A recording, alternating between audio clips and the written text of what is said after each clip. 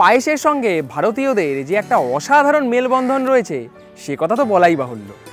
তাই আজ এক যে আছে খাবারের এই পর্বে থাকছে পায়েস। 3 অক্ষরের এই খাবারটির সঙ্গে জুড়ে রয়েছে আপামর ভারতবাসীর এক বিশেষ আবেগ। তবে এই খাবারটিকে উত্তর ভারতে ডাকা হয় ক্ষীর বলে। সম্ভবত সংস্কৃত শব্দ ক্ষীর থেকে এসেছে ক্ষীর, যার অর্থ দুধ। ক্ষীরের আরেকটি নাম পায়েস বা পায়াসম। বাংলায় পায়েস নামটি সর্বাধিক ব্যবহৃত হয়, যা সংস্কৃত পায়াসা বা পায়াসাম থেকে এসেছে। আবার অনেকেই মনে করেন পিউসাম থেকে পায়াসাম শব্দটি এসেছে, যার অর্থ অমৃত। নমস্কার, আজকে আমি বানাবো পায়েস এবং লুচি।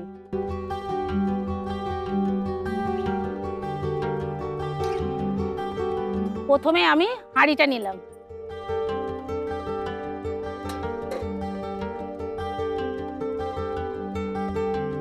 চালটা দিলাম,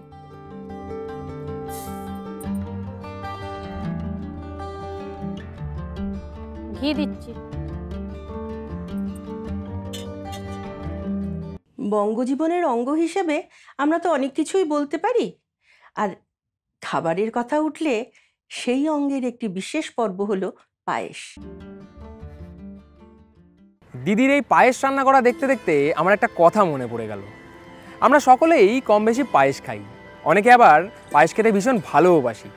কিন্তু ভারতবর্ষের সবথেকে সুন্দর আর সুস্বাদু পায়েসটা কিন্তু পাওয়া যায় কেরালার আম্বালাপুজা শ্রীকৃষ্ণ স্বামী মন্দিরে। ইতিহাস ঘাটলে জানা যায় এই মন্দিরের গল্পকথার সঙ্গে জড়িয়ে রয়েছেন ভগবান শ্রীকৃষ্ণ স্বয়ং।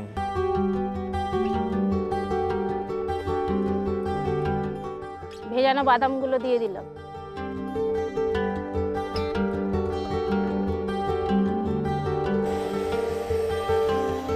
একটু নেড়ে নিই।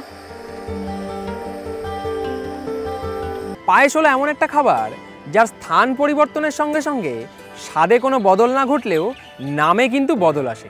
এই যেমন বাংলাতেই এই পায়েসকে অনেকে পায়েস নামেও ডাকেন, আবার অনেকে ক্ষীর নামেও চেনেন।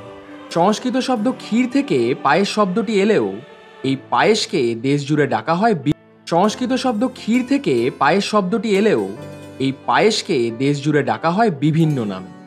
এই যেমন হিন্দি, পাঞ্জাবি, উড়িয়া, উর্দু এবং নেপালি ভাষায় একে বলা হয় ক্ষীর। দক্ষিণ ভারতে তামিল, তেলেগু এবং মালায়ালাম ভাষায় একে বলে পায়াসাম। আবার কন্নড়, বাংলা এবং সিলেটি ভাষায় একে বলে পায়েস, এবং অসমিয়া ও কোঙ্কানি ভাষায় এর নাম পায়স। পায়েস নিয়ে এই রকমই নানান গল্প আর আড্ডা তো চলবেই, সেই সঙ্গে জানবো ইতিহাসও। 1. সাবস্ক্রাইব করুন, বেল বাটনে ক্লিক করুন।